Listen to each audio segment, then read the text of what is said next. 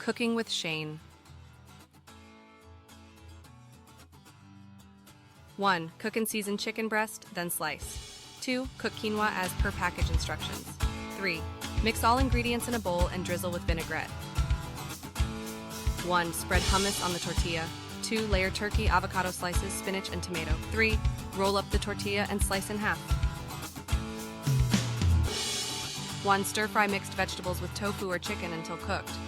2. Add cooked brown rice and soy sauce. Stir until well mixed.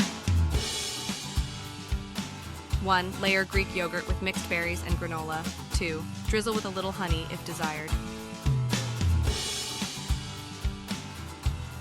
1. Roast sweet potatoes until tender.